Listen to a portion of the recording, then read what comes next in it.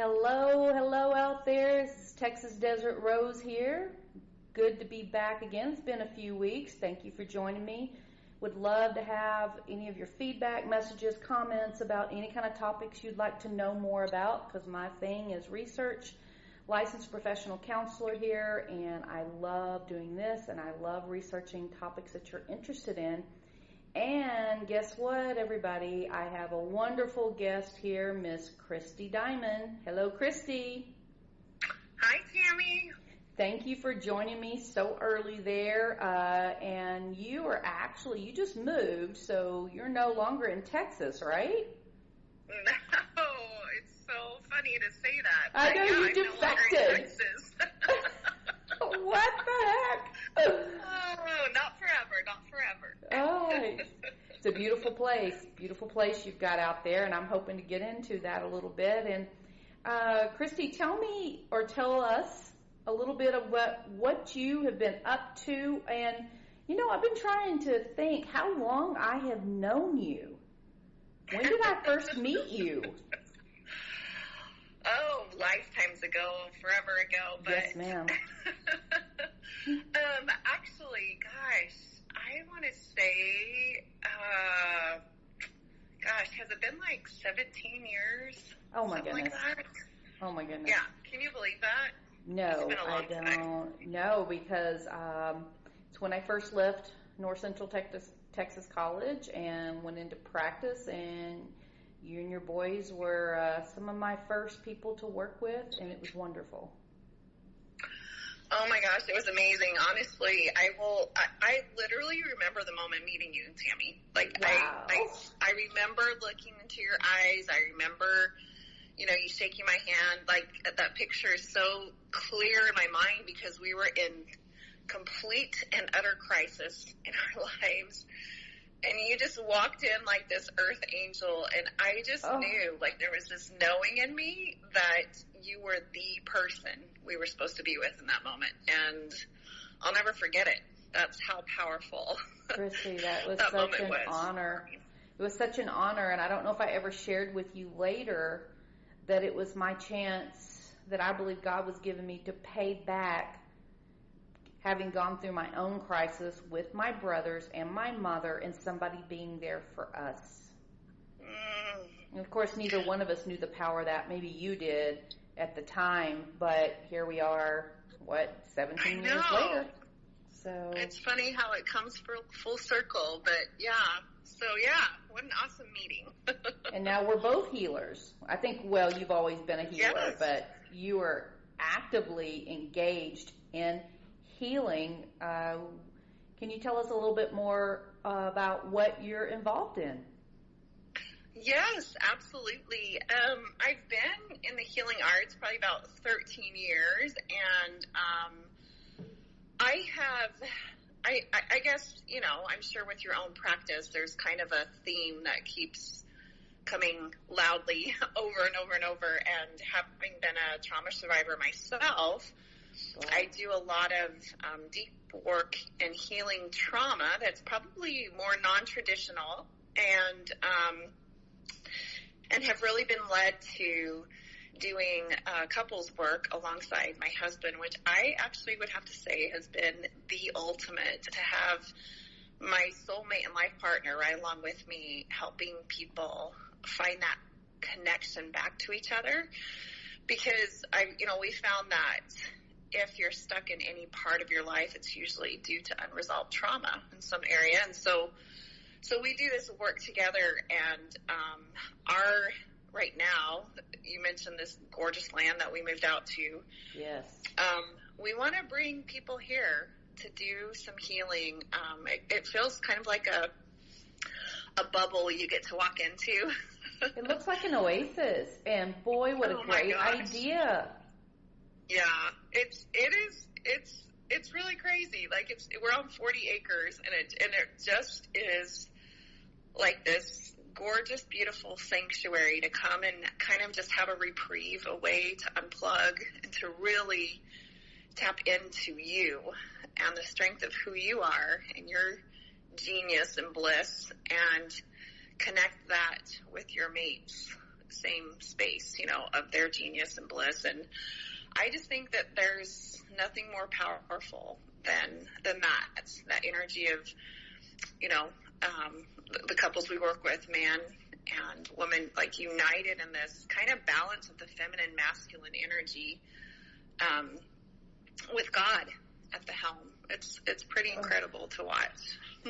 Well, and it's I don't think I'm overstating it, that it's healing to the world to bring couples together, to reunite, because there's so much split and harm and damage and hurt. Yes. That is the thing. So much. Yes. And what's been actually really surprising is how much it's become more apparent or kind of risen to the surface with this whole pandemic. And how it's been kind of what maybe many have found escapes or pushing things down. It's almost like it couldn't be anymore, and everything just kind of comes up, rises up to be exposed of like, where have we been exiting our relationship?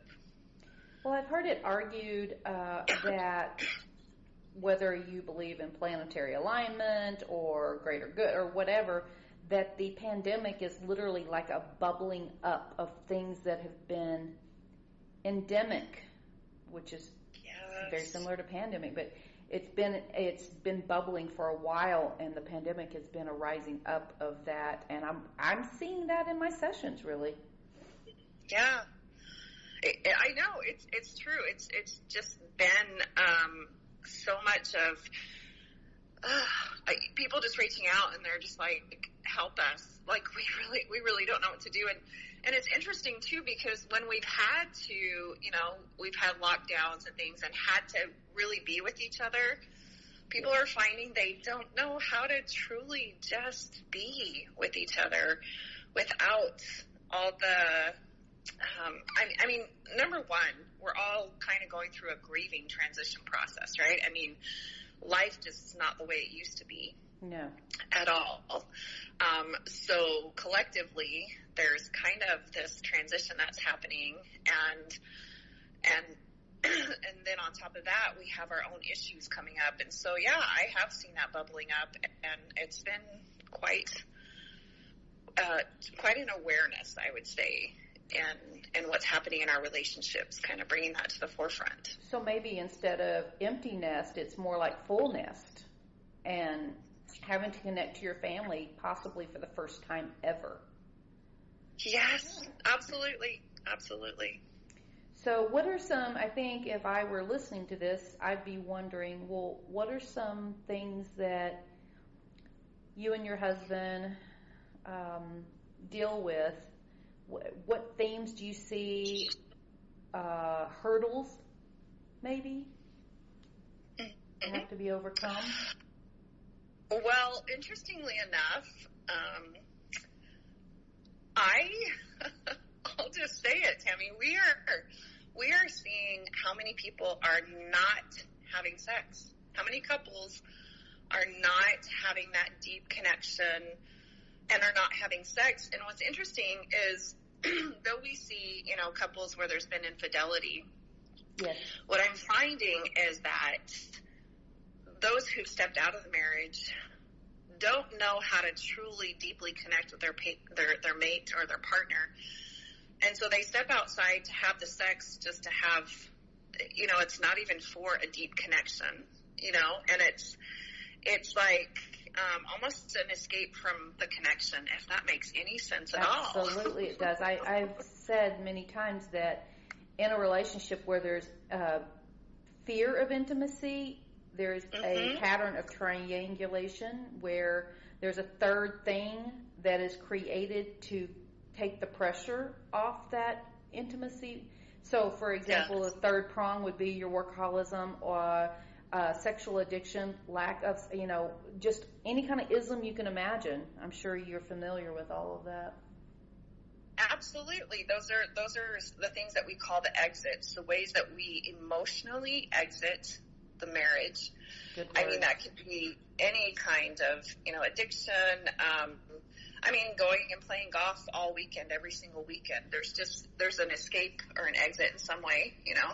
Yes. But what's interesting is that when we work with couples, when we finish the work with them, they're often what we'll hear is like, we have never been this connected ever in our whole marriage.